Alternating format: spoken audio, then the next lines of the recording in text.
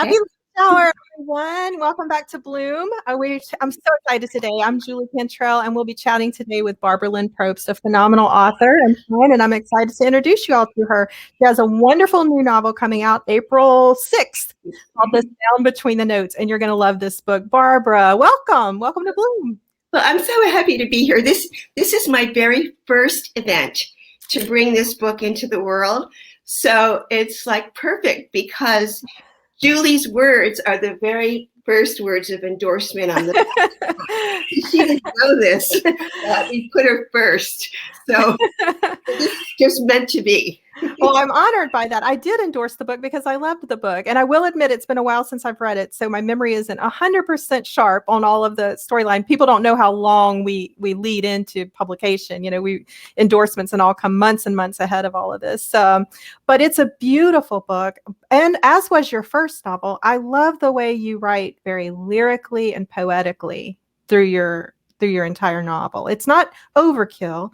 It's just a beautiful balance. I always say when I'm editing writers and stuff, one thing you can't teach people is how to have a natural ear for language. Mm-hmm. And you have that natural ear for language the way a lot of people do for music. Your book happens to be about music. Tell us do you have a natural ear for music too? How did you bring this music theme into this story? Well, it's actually kind of an interesting story. By the way, I can't carry a tune at all. Literally. So I actually wrote this book before I wrote Queen of the Owls. But wow. It wasn't right. It just was never right. I was actually going to publish it, and I pulled it because I just knew the character was just kind of angry. Oh, an edge, and there was just something wrong with the book. I didn't know what it was. And then your famous story I've told with Catherine Crabb, I took a workshop with Catherine and I said, I have no book to work on. So Queen of the Owls just kind of appeared and I wrote it in a year. So meanwhile, what happened, this is kind of a long answer, but I'd been studying the piano. I'd gone back to playing after a long absence to be a mother and all that. Yeah. And my piano playing got deeper. I understood something about the music, not about the writing. I didn't have to become a better writer. I had to become a better musician. And I understood that nobody who was angry like my protagonist could play the way I was describing her playing, with such tenderness and love and passion and generosity. You can't play like that if you're mad. So, what a beautiful, powerful statement. I mean, and it doesn't just apply to music. You can't love if you're blocked and shut off. You can't create if you're blocked and shut off. You can't do all of the good things in life if you're blocked and shut off with anger and bitterness and resentment and hate. That is a powerful thing to observe, Barbara. So the music brought you back. I went back to the book again, and I saw what was wrong with it finally. It was her. It was a great story, and writing was great. But so when I found this feeling, it just changed. And in fact, I just learned that my Kirkus review is a starred review. Oh, wow. That is not easy to get. That's huge. That is huge. And everyone who's read the book in early copies has said that it's it's both so I think you used the word lyrical. But the story, they couldn't put it down. Yeah. So you need to have beautiful language. You need to have a story that is just propulsive. But the third thing is you have to have a character who's human and we can feel. So that was the third piece. Anyway, so this is it feels good. You just said that there is a trio to get the perfect, that perfect sweet spot in a story. It has to have that magic balance of the natural rhythmic language. It has to have a plot that keeps the pages turning. And it has to have characters we love and care about and root for with emotional depth that not only grow the characters along the way, but grow us along the way as readers. And that is a harder spot than people think for writers to hit. It all has to be, a perfect, as you said, composition, really. And it isn't so different from putting together a musical, aria or something. Yeah. You've got all these different parts playing together. That's right. Do you have a history of music? I mean, you said you came back to the piano. Is that something that I had studied as a kid, and okay.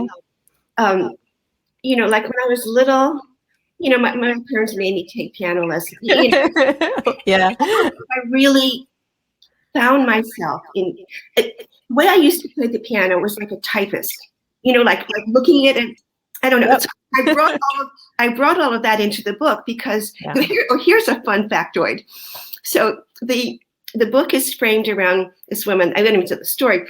She had set aside her career to raise her son because as an adoptee, she felt like her birth mother did not put her first. Mm-hmm. So she wanted to put her kid first. Okay. So the sort of inciting incident is when she gets this opportunity she never expected to perform, and she picks this particular piece, Schubert Sonata.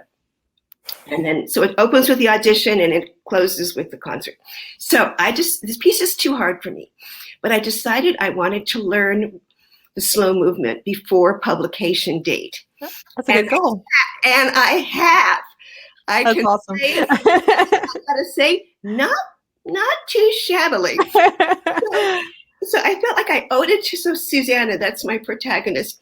I owed it to her to learn part of that sonata. So and bring her to life too. That's amazing. I'm proud of you for that. You have a lot of talents. You're one of those multi-talented people who's had multiple lives. I mean, you've had excitement.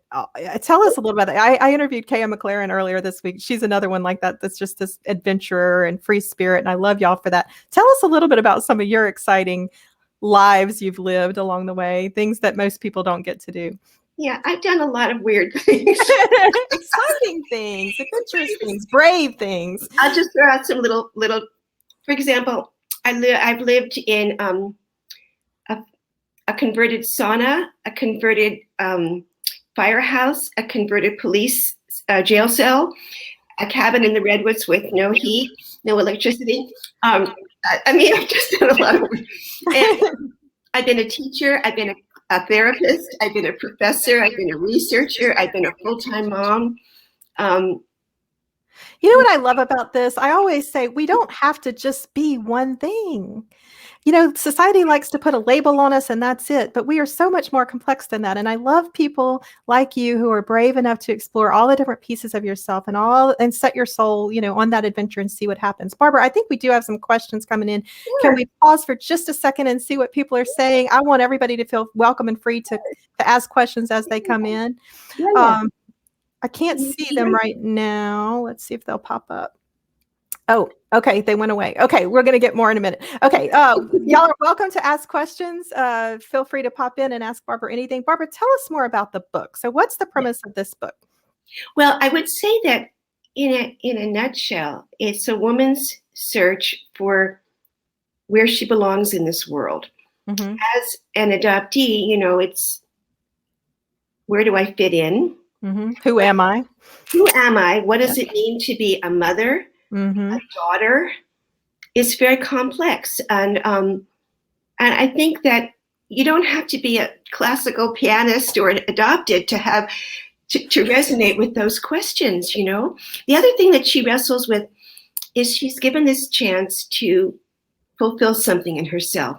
So how do I do right by myself while also doing right by the people I love? Right. It's a big theme in women's lives, especially the guilt that we have if we ever put ourselves on the list, like we're here to take care of and serve and provide and protect for everybody we love. And we're good with that. We like that. But when we do feel that soul's calling, as your character does, to come back and rediscover who she is after her child's grown, after she's committed her life to her child, then what? So she's asking, and what does she have to do to figure that out? She has to look in the past a little bit too, right? Well, yeah, there's a whole nother element to it that, but this is not a spoiler alert. So no. And she's always been playing, but she's kept it small and local. Okay, so just when she has this really big chance, she discovers there's something wrong with her hand. There's a weird little bump thing. Mm-hmm. And it turns out to be a hereditary disease. Mm-hmm. So it's not that she then goes to look for her birth family for the first time, because she did look when she was younger and it ended badly. But she has to return to that unfinished something. So I just say that much about it. I can't remember what your question even was. Well, just that, it's a book about identity, searching for your identity and who you are and what you're going to do with this short little life we have here in this realm. And I have to say, as the Mary Oliver, yeah, what will you do with your one wild and precious life? and that's the question. That is the question. And it's really the premise of this whole book. Who is she and what's she going to do with that spirit that she carries through the world? Yeah. And for her, she kind of rediscovers herself through the music. And I love that. I really love that. But she answers questions that have kind of been haunting her all of her life. Do you feel that you kind of answered some questions too as you were writing this book? I mean, I feel like we each grow as we write our own stories and then readers grow along with us. It's so true. Yep, absolutely. I mean, you can't write just from your head. I like to say that you take your lived experience and it's a raw experience. You cook it into a new dish, when you write fiction. Mm-hmm. It's emotionally true, but it's all made up. Right. But it comes from your heart. It has to. It has to. So speaking of that, when we write, you said, you're not just writing from your head, you're writing from your heart, from your soul. You want to, you're giving the reader something in these stories. What is the big takeaway you want readers to gain when they read this book? What do you want them to close the book and think and feel? Maybe that in a way, I will say first in a metaphorical way. This is the very end of the book when she realizes that it's not about the notes, it's about the music. Yeah. The notes are just the little pieces. They serve this expression of something wordless and bigger. So I feel like it's kind of like that. The events in our lives, the relationships, the achievements, the failures, so to speak, they're the notes. But what matters is the music that they make, which is you. The music is you in your life. Mm-hmm. So I never actually said this before. So I love doing interviews because I always discover something that I didn't know I knew or felt about my book, It's true. It makes us think too. So the title, The Sound Between the Notes, I mean, I think that's a beautiful title. How did that come to you? And what does that mean to you? Well, kind of sounds like what you're kind of trying to say right now. Well, it's funny. Of course, I'm sure you've been through this. The title's like the hardest part of the whole thing. Yeah, it can be. This has, had so many other titles as my first book did as well. And, there's an very famous quote from Mozart. He says that the music is not in the notes, but in the silence between the notes. It's very, very, every musician has heard that. Mm-hmm. And so, there's silence. But there's also something, another sound, something else to listen for that's not obvious at first that you have to. And I'll just say one other thing about it. This would be a spoiler alert, so I'd be careful. She's a classical musician, but there is in her birth family country music. Huh. She needs to hear that other music within her classical music. Actually, one of the things I did, and I'm going to just offer this to anybody who emails me. I made two Spotify lists. One is all the classical pieces that are mentioned in the book, and the other is all the country, if you like Linda Ronstadt, Willie Nelson, all those. So I made two Spotify playlists. So at the end, there's going to be my website. And if you contact me through the website, tell me which one you want. You got it. I love that. I love creating music is such an inspiration to me as a writer too. Did you find that you listened to certain music as you were writing this to spark your creative flow? Well, I actually, when I work, I have to have silence. Mm-hmm. And I have my desk is glass. I can't have anything on it. So for me, I wouldn't be listening but I did listen to the sonata over and over again, different artists, playing it. And so I needed to understand this piece of music that was so important to her.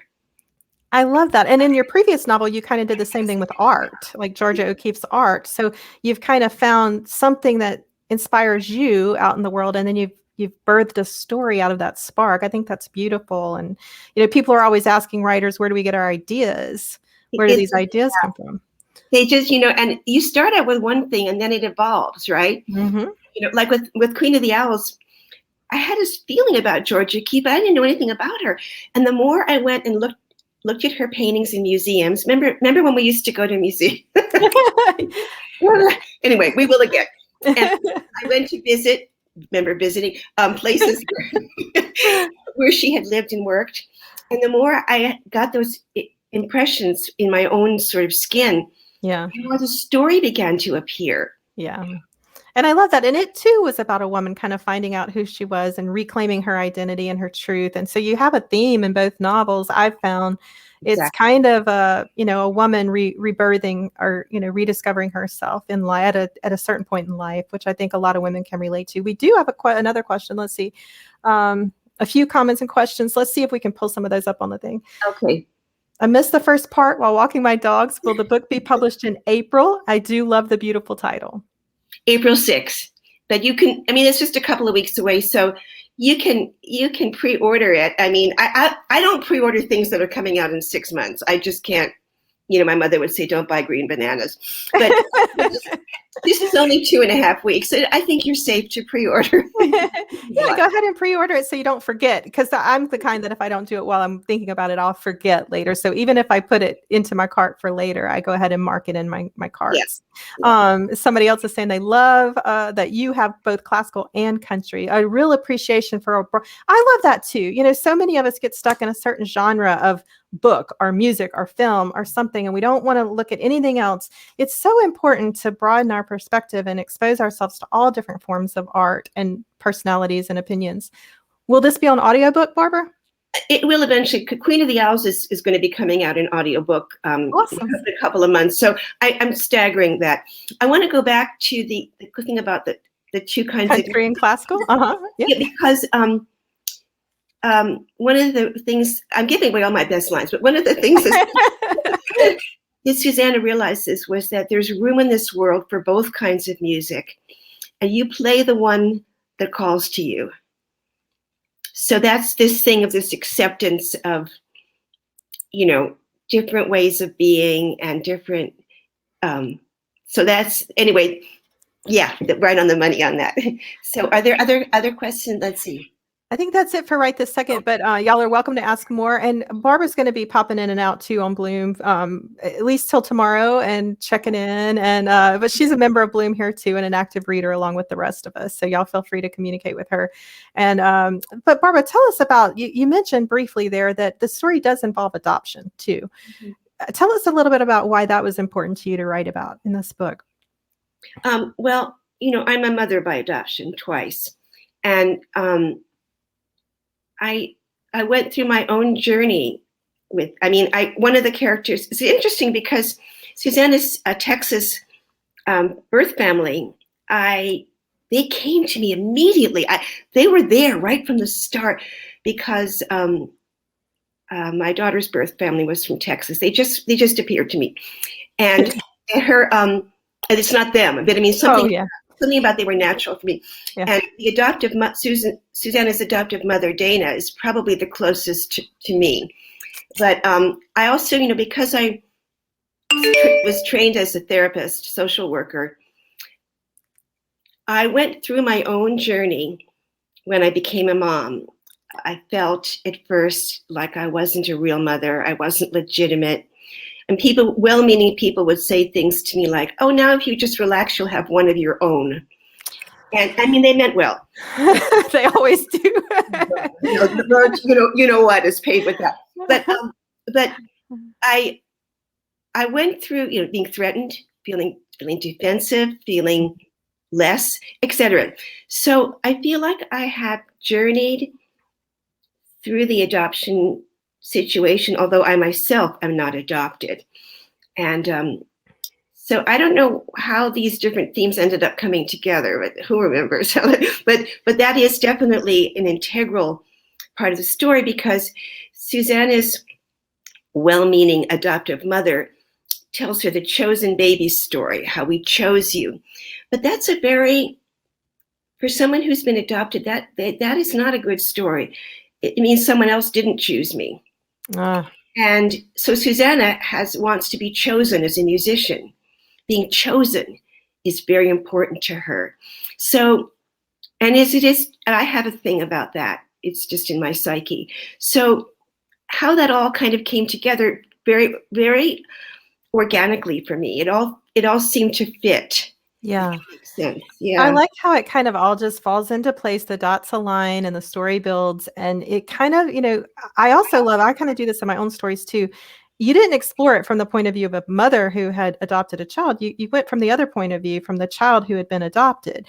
And so I love that when we try to explore the other side and put ourselves into the other role and the other shoes and see how that might feel. We already know how our lives feel. We don't have to write about ourselves. We want to understand how other people feel and how other people experience the world as novelists. So I love that you've done that here and tried to understand, what would it be to be in the other shoes? What would that be like? It's really a powerful story. I think you've done a wonderful job with it, Barbara. I'm really something that just occurred to me listening to you. Contrary to what they tell us about how to write, there are no villains in this book. Yeah. Everyone is trying to do right as they understand it. Yeah. I mean, her husband cannot deal with the way she's changing, but in the end, he finds his own arc. But I mean, everyone is doing right as they understand it. And that's one thing you come to see as an adoptive mother. The birth mother is doing right as she understands it. Mm-hmm. So is everybody usually, So there is something about that. The other thing I want to say that I learned is that you have to love every single character. Find something lovable and noble in each character. So for me, that's very important. Yeah.